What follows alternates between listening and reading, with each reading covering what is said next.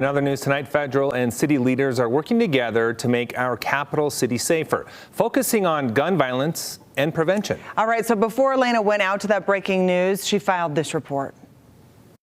City officials, including Mayor Mendenhall, Police Chief Mike Brown, and U.S. Attorney for the District of Utah, Trina Higgins, among others, held a meeting letting the public know how Project Safe Neighborhoods is impacting the prevention of gun violence here in Salt Lake City. This is about kids. Kids in America today are more likely to die by shooting than any other cause of death. Just yesterday, news broke of 2 minors involved in a domestic shooting, a brother killing his sister. Just last year, there were over 20,000 deaths by firearms, including murders, accidental shootings, and suicides. Many guns were not secured properly. They've made their way to the street. Some have been stolen out of homes, some out of cars. But nonetheless, they're in the hands of people that shouldn't have them. Reducing gun violence is one of the Salt Lake City Police Department's top priorities, putting measures in place and constantly learning about new tactics to stop tragedies before they happen. Just last month, SLC confiscated 12 firearms that were obtained illegally. By combining the resources and the knowledge of our federal agencies with our local agencies, we are improving our ability across the board to be able to protect the citizens, every citizen who lives in this community. All right, city officials are working together to better the safety of Salt Lake City, and in doing so, they're hoping to prevent gun violence wherever possible. Now turning to Spanish Fork, where today a man was attacked by a cougar in Diamond Fork up Spanish Fork Canyon. This happening around 1 p.m. this afternoon. The man suffering multiple cuts, we're told, on his arms, head, and back. Luckily, he escaped. He is now in fair condition. Utah DWR will begin looking for that cougar tomorrow. They are advising just avoiding the outdoors in that area. All right, a huge sports night tonight with some local implications. Yeah, hours-long draft that just took place. Let's head over to our sports guys with the very latest. Wes and Dana. That is right, Emily and Glenn. The first round of the NFL draft is done. We're going to have about 6 or 7 local guys taken. Eventually. The first guy, though, is off the board going in the first round. Yeah, Dalton Kincaid became the first first local player taken in the first round, and the second Utah player in as many years taken in the first round. Of course, Devin Lloyd was drafted in the first round last year by Jacksonville. Kincaid was taken with the 25th pick overall by the Buffalo Bills. With the 25th pick in the 2023 NFL Draft, the Buffalo Bills select Dalton Kincaid, tight end, Utah. All right, what a team to break into. If this is one of the best offenses in the NFL, one of the best quarterbacks in Josh Allen. Couldn't ask for much more. Kincaid was the first tight end taken in the NFL draft this year. Yeah, what an incredible story for Dalton Kincaid. Last year had 70 catches, 890 yards, 8 touchdowns. He has some of the best hands in the draft, rarely drops a pass, could make an immediate impact for the Bills. We caught up with Kincaid at Utah's Pro Day, and he's really looking forward to taking his game to the NFL. From playing at Little University of San Diego, an FCS school just 2 years ago, to being a backup on the Utes, to now becoming a first-round NFL draft pick, it has been quite a journey for Dalton Kincaid. It's definitely something that's crazy. It's a dream come true for me, but just a lot of people who've got me here and sacrificed a lot. So I'm very grateful for all those people and just kind of put me in a good position to succeed. Kincaid is the first Utah tight end drafted in 27 years since Henry Lusk was selected back in 1996. And being a first rounder probably means more to his family than Kincaid.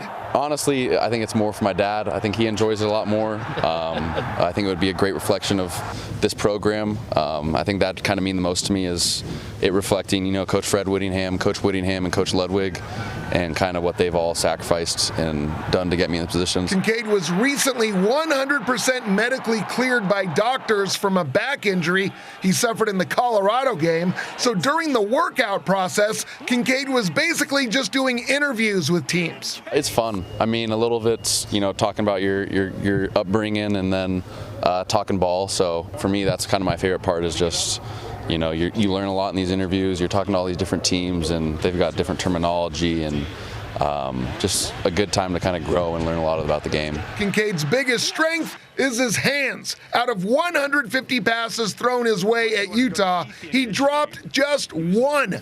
Kincaid also has a knack for the end zone with 16 touchdowns the last 2 years, but he does need to work on his blocking. I definitely think my strength's in the passing game. I think I'm very coachable in that aspect of the game too, just kind of learning everything.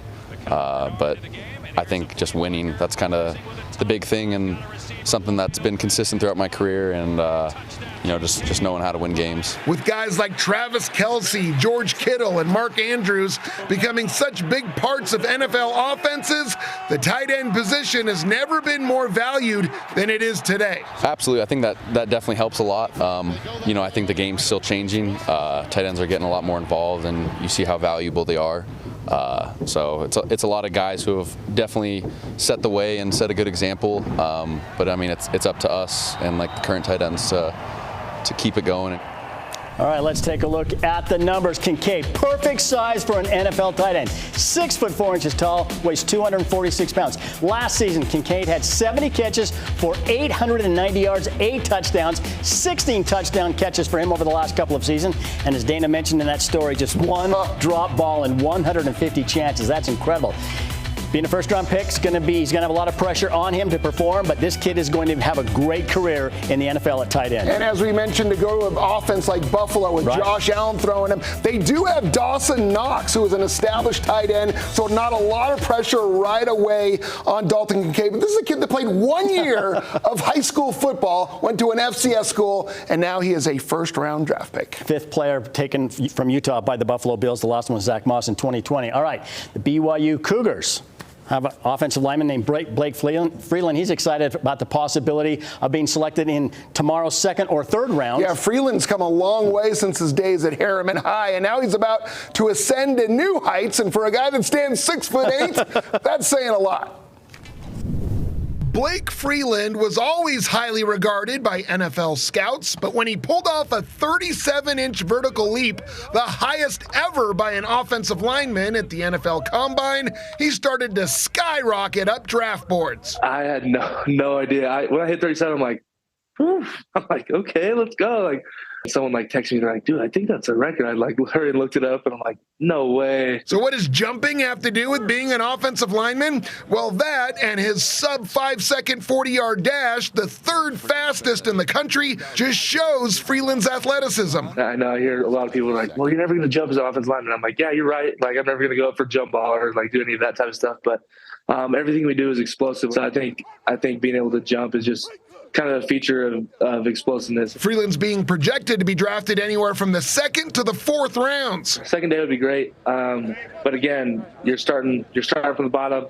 You got to work your way up, whether it's first, whether it's undrafted. I'm happy to go anywhere that'll give me an opportunity to play. Freeland was a tall, skinny quarterback at Harriman High, but his dad and BYU coaches knew his future was on the offensive line. I had some good talks with BYU coaches, and they thought that was the best position for me. I owe everything to BYU, and they gave me an opportunity to play. I mean, I was a barely 3-star athlete coming out of high school, but yeah, they gave me a great opportunity to grow. Oh, he grew at 6'8", 302 pounds. Freeland, who played basketball, baseball, and set the state javelin record, is capable of becoming an NFL starter right away. I think just my raw athleticism and my length and size, I think they're able to do a lot and work with that. I know I have things I can clean up, and I mean, everyone does, but I'm ready to work and get better every day. Freeland comes from an athletic family. His dad played football at BYU. His mom was an All-American basketball player there,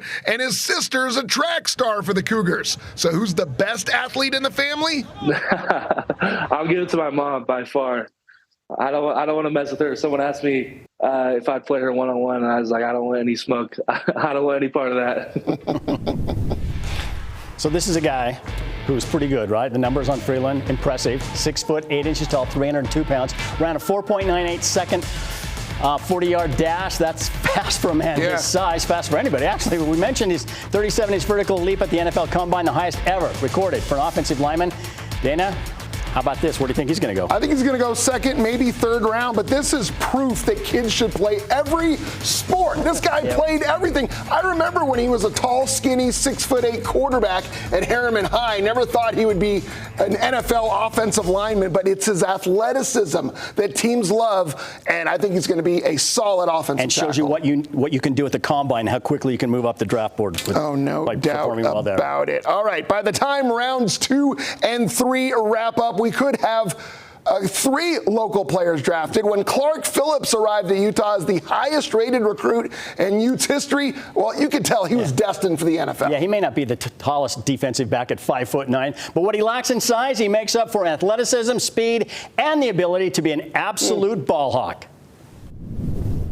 When Clark Phillips III wrapped up Pro Day at Utah back in March, he knew he was about as ready for the draft as he could be. It feels like it's kind of flown in terms of the time and everything, but yeah, I try to sit over here and just kind of take it all in at the same time, just kind of stay in the moment. That was kind of my message to myself all season, and especially in a time like now where you want to prepare to, you know, make your dreams come to reality.